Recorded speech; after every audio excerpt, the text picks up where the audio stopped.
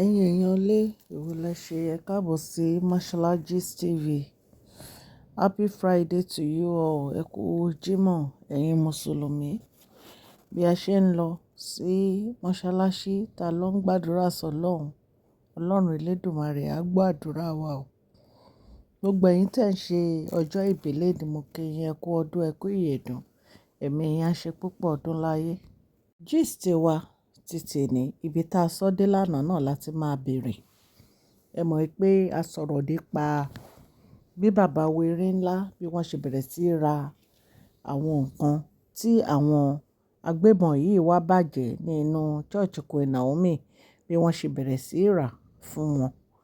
Lórí full moon Queen Naomi wọ́n ní bàbá wéré ńlá ní àwọn sísí wa gbogbo yìí wọ́n máa fi ààfin àwọn sílẹ̀ títí tí Queen Naomi fi máa parí full moon ritual wọn.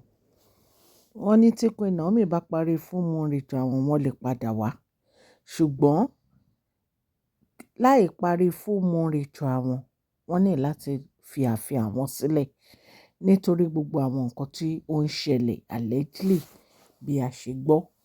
Ẹ̀yin èèyàn lé, wọ́n ní inú kábíyèsí ò dùn sí àwọn elder inú palace. Pé kábíyèsí ní àwọn elder yìí ni àwọn blame fún gbogbo nǹkan tó ń ṣẹlẹ̀ nínú ààfin àwọn.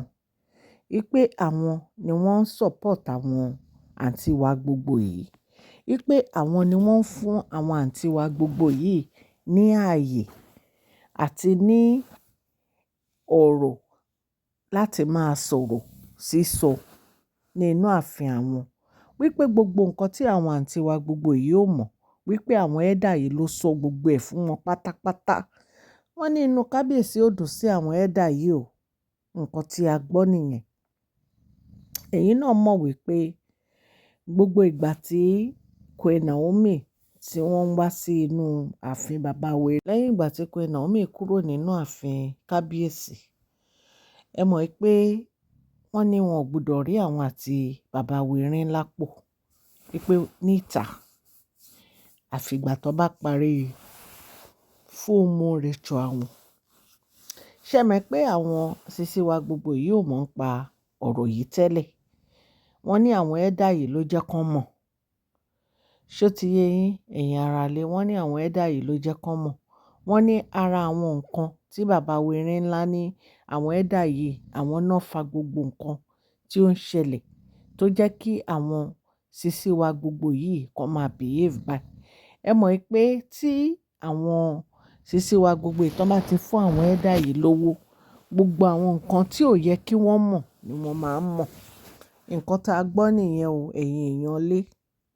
So gbogbo ìgbésẹ̀ bàbá wa wéré ńlá ò ní pé kí àwọn sísí wa gbogbo kó kúrò nínú ààfin àwọn títí di ìgbà tí àwọn á fi parí ritual Queen Naomi. Wọ́n ní àwọn kan nínú wọn, ẹ mọ̀ pé mo ní mi fẹ́ máa dárúkọ wọn. Wọ́n ní wọ́n ń sọ wípé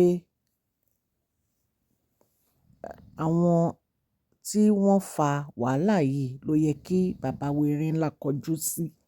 Wípé kì í ṣe gbogbo àwọn, wípé ṣe bí kábíyèsí mọ àwọn tó ṣe iṣẹ́ ibi yìí. Wípé kí bàbá wa kọjú sí wọn àbí kí wọ́n fi ancient sword búra. Wípé àwọn ò ní láti jáde nínú ààfin.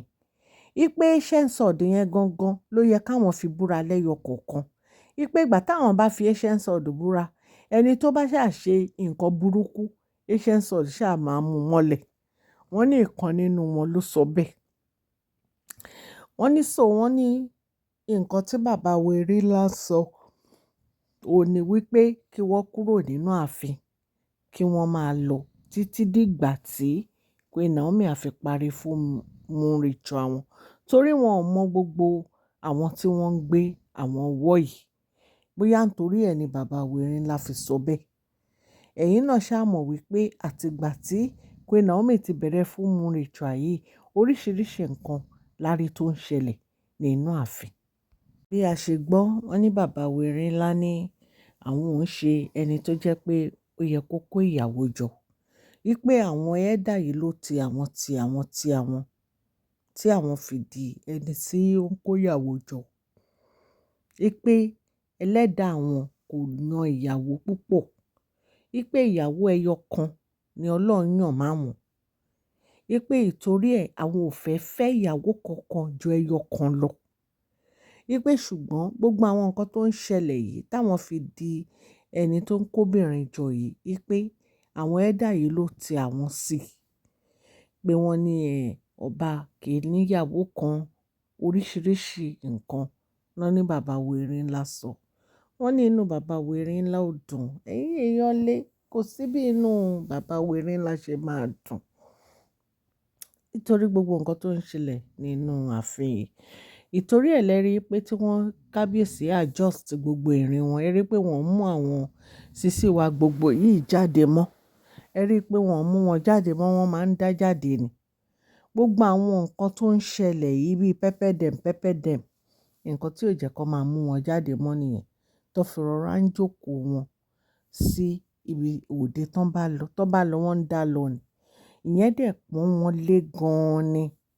Àbí kó jẹ́ pé àwọn sísí wa gbogbo yìí wọ́n lọ sí event fúnra wọn. Ṣé ẹ mọ̀? Nítorí Yorùbá ti sọ, ó ní òrìṣà jẹ́ pé méjì obìnrin kò dénú. Recently la rí táwọn méjì kan lọ sí òde kan tí wọ́n ń ṣe fọ́rífọ́rí níbẹ̀. Ṣùgbọ́n èyí ò tiẹ̀ really matter sí àwa. Nǹkan tó matter sí wa òun ni kí Queen Naomi kan padà sí inú ààfin pẹ̀lú ọmọ wọn. Kí wọ́n dẹ̀ máa ṣe ojúṣe wọn gẹ́gẹ́ bí queen. Nítorí àwa mọ̀ wípé Ọlọ́run Elédùmarè, ọba láàánú ló yan Queen Naomi fún bàbá wèrè ńlá. Àti ìgbà tí wọ́n dẹ̀ ti ń ṣe, tó ti ń ṣe ojúṣe wọn gẹ́gẹ́ bí queen, kò sí wàhálà nínú ààfin yẹn. Àwọn èèyàn bí èèyàn, àwọn tó nífẹ̀ẹ́ bàbá wèrè ńlá, gbogbo wọn náà support kí Queen Naomi padà wá sí inú ààfin. Yàtọ̀ sí yẹn, àwọn òrìṣà òkè gan wọ́n fẹ́ kán padà wá sí inú ààfin. Several times láti gbọ́ tí àwọn seers ń sọ gbogbo nǹkan tí wọ́n rí. Wípé kábíyèsí ò lè dá gbogbo nǹkan ṣe àfi support Queen Naomi nítorí pé Ọlọ́run yan àwọn méjèèjì fúnra wọn ni. So oríṣiríṣi nǹkan là ń gbọ́ lórí ọ̀rọ̀ kí Queen Naomi padà wá sí inú ààfin yìí. Ó dẹ̀ mọ̀ pé ní agbára Ọlọ́run, Ọlọ́run á mú ọ̀rọ̀ yìí, á mú ṣẹ. Á dẹ̀ jẹ́ kó easy fún bàbá wèrè ńlá. So fún moon ritual Queen Naomi, ibi tí a já sí, òun náà ni bàbá wèrè ńlá ń tẹnu mọ́. Wípé kí wọ́n kúrò nínú ààfin yìí títí dìgbà tí Queen Naomi á fi parí ritual wọn. Wípé tí wọ́n bá parí ritual wọn, wọ́n lè padà wá. Ṣé ó máa wà? Ó máa jẹ́ nǹkan tó yẹ pé ó máa jẹ́ nǹkan ìrọ̀rùn fún àwọn sísí wa gbogbo láti kúrò nínú ààfin. Wọ́n ní kábíyèsí ní àwọn ti fún wọn ní ilé. Gbogbo wọn ni wọ́n ní olórí quarters kí wọ́n lọ síbẹ̀ títí Queen Naomi á fi parí full moon ritual wọn. Nǹkan tá a gbọ́ nìyẹn. Mo ní kí n torchlight sí fún yín ní ẹ̀yin èèyàn lé bá ṣe máa ń sọ.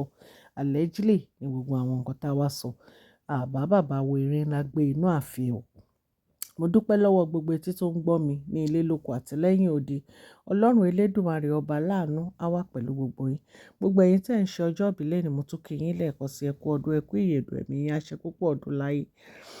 Ẹ̀yin èèyàn lé ẹ má gbàgbé prize giveaway wa. Ó ti ń bọ̀ wẹ́rẹ́wẹ́rẹ́. Ẹ máa comment, ẹ máa like, ẹ máa share, ẹ subscribe sí channel yìí. Channel yìí kì í ṣe ọ̀rọ̀ palace nìkan là ń sọ.